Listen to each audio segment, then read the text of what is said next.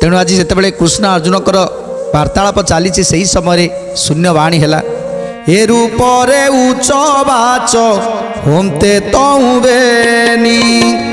अद्भुते आकाशु शुभे चमत्कार ध्वनि अभूते आकाशु शुभे चमत्कार ध्वनि अभूते आकाशु शुभे चमत्कार ध्वनि आए पार्थ जगन्नाथ एही बल कर शीघ्र ले उठाओ नंदी घोषर उबर गोविंद माधव कृष्ण त्रिमधुसूदन गोविंद माधव कृष्ण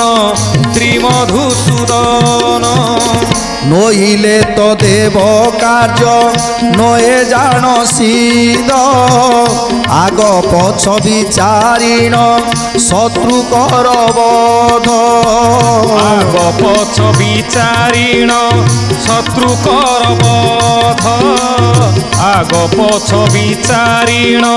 शत्रु कर बोध। तेणु आज शून्यवाणी होउछि नंदी घोष रथ को लेउटे नहीं जाओ ता नहले सबु कार्य अधा रही राजसी यज्ञ हो पारिबो नाही। जेतेबेले ये नंदीघोष रथ रे प्रभु श्रीकृष्ण अछंती अर्जुन अछंती ताहले समस्त राजा माने विनाश हो जिवे ये समस्त सैन्य सामंत माने विनाश हो जिवे। तेणु आज कहउचंती पछ देई चली जाओ। तेणु जेते जेते सैन्य सामंत अछंती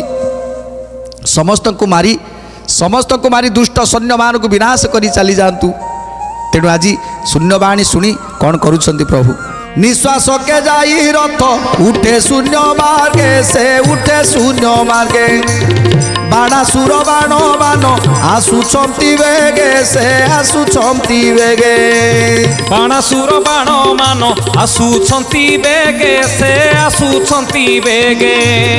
बाणासुर बाण मान आसुछंती वेगे से आसुछंती वेगे। गरुड़ को आज्ञा देले देव भगवान से देव भगवान डेणा विस्तारिले आसी विनता नंदन से विनता नंदन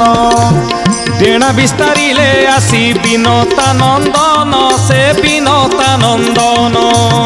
डेणा विस्तारिले आसी विनता नंदन से विनता नंदन। जेतेबेले शून्यवाणी हैला